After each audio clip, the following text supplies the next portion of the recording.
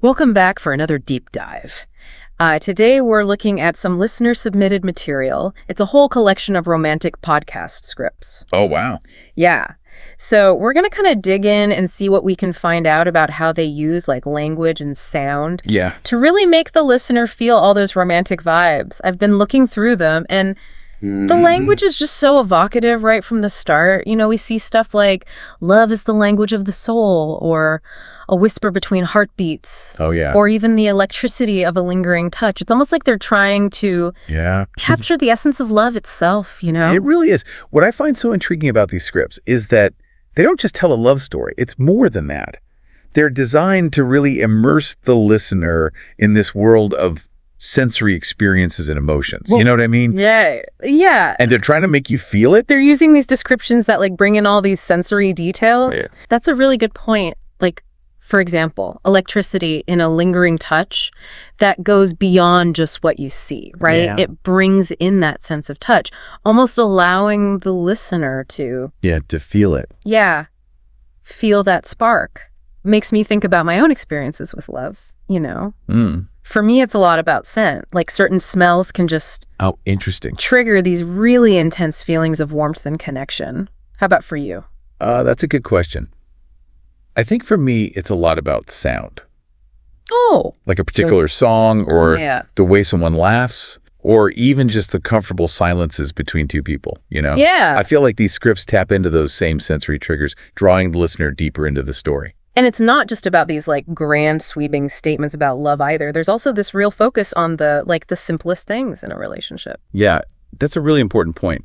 Because I think when you look at the bigger picture here, it suggests that these scripts understand this fundamental truth about love. Right.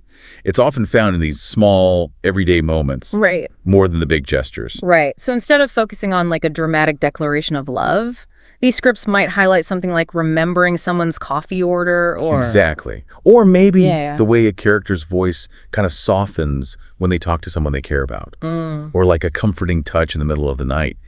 It's those subtle signs of intimacy and connection that build a relationship over time. That actually reminds me of something I read about the psychology of relationships. Apparently, these small acts of love can actually be even more impactful than the grand gestures. Oh, really? Because they demonstrate this consistent level of care and attention. Right. That makes so much sense. Yeah. It's about creating this feeling of being truly seen and understood by another person.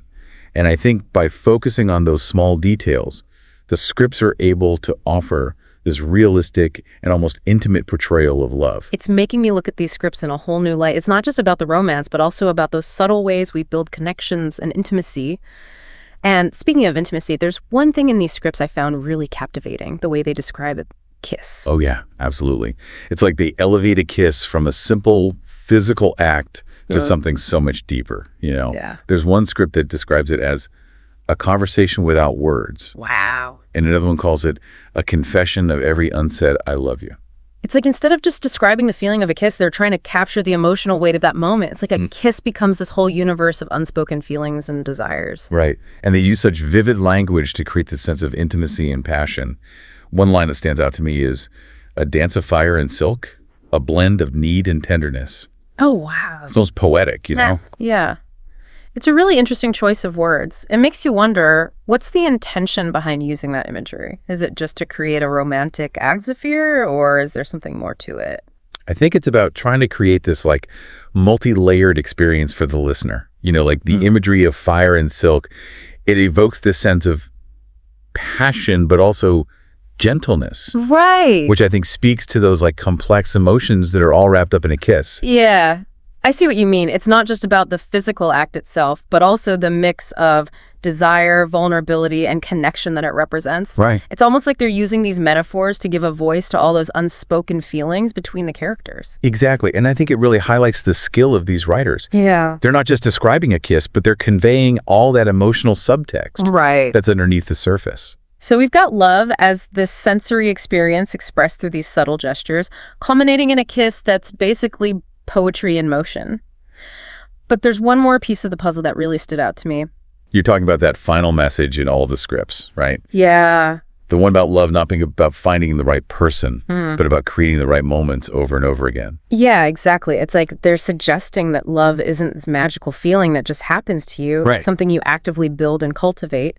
And it ties in so well with what we were saying earlier about the importance of those small moments. Yeah. It's not about finding that like perfect person. Right. But it's about choosing to create those meaningful moments with someone. Right. Day after day. It makes love feel less like a fairy tale and more like this shared journey of discovery and creation. Oh, I love that. It's about recognizing that love isn't a passive experience. You know, right. You got to show up, be present, and make a conscious effort to nurture that connection. So instead of waiting for something extraordinary to happen, you're finding the extraordinary in the ordinary. But how does that translate into a podcast script? What kind of right moments are we talking about? It could be something as simple as two characters sharing breakfast together. Okay. Or taking a walk in the park. Or just listening to each other's stories. So it's not about grand romantic gestures or these big declarations of love. No, not at all. It's those everyday interactions. Okay. Where two people connect on this deeper level. Right.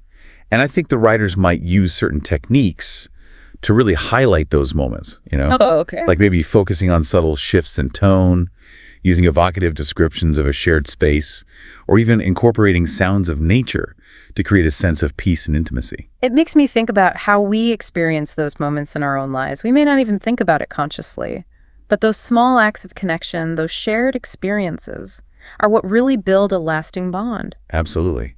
And it seems like these scripts are really tapping into that universal truth. Yeah. They're reminding us that love isn't just about finding the right person. Right. It's about choosing to create those right moments with them day after day. Yeah. And finding joy in the simple act of just being together.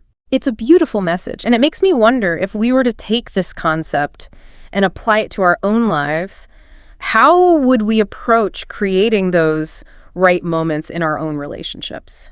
That's a great question.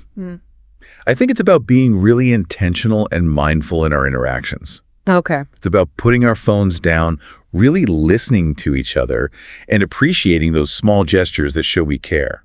You know, this whole discussion is making me think about a time when my partner and I, this whole discussion is making me think about a time when my partner and I were going through a really tough period. We were both just stressed with work, barely seeing each other, and just feeling kind of disconnected. Yeah, we all go through those phases in relationships. It's easy for the demands of life to take over. Right, exactly. And it would have been easy to just keep going through the motions. Yeah. But one day, we just decided to put our phones away and cook dinner together. We chopped veggies, told jokes, even had a little dance party in the kitchen. Sounds like you created one of those right moments without even realizing it. We did.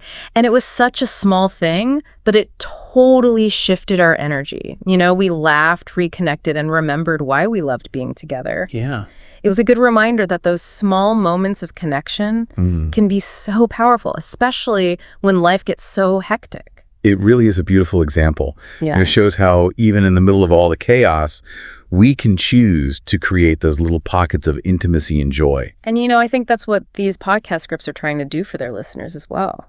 Yeah. Create those moments of escape where they can really feel those emotions. Exactly. A good story can transport you to a whole other world. Yeah. And make you feel those butterflies, that warmth in your chest, even if it's just through your headphones. Right. The magic of storytelling. It really is. It lets you step into someone else's shoes, feel their joy and sorrows as if they were your own. And when it's a love story, those feelings can be especially powerful because they tap into those desires for connection and intimacy that we all have. And what's so cool about these scripts is they're not just relying on plot or dialogue to get those emotions across.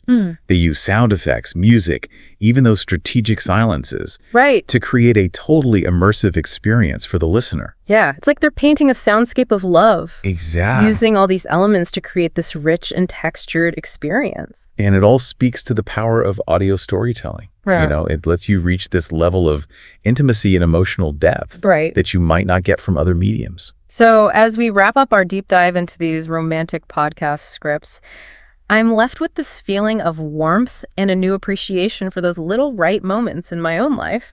And maybe some inspiration to go out and create more of them. Exactly. It makes me wonder, if you were writing a love story, what sensory details would you include? What moments would you focus on to make it really come alive for the listener? Ooh, that's a great question. I think I'd really lean into sound. Like the soft murmur of voices late at night, the laughter over a shared joke, the comforting rhythm of two heartbeats in sync. Those are the subtle sounds that often go unnoticed, but they speak volumes about the connection between two people. Those are beautiful choices. It's amazing how certain sounds can take us back to a specific moment, evoke a feeling, or even tell a whole story on their own. It's true. And that's the power of audio, right? It lets us tap into those deeper layers of emotion and experience through the simple act of listening. So to all our listeners out there, as you go about your day, I encourage you to be present, to notice those small moments of beauty and connection, and maybe even create some of your own. And if you're feeling inspired, share with us what sensory details and intimate moments would you include in your own love story. We always love hearing your thoughts. Until next time, keep diving deep.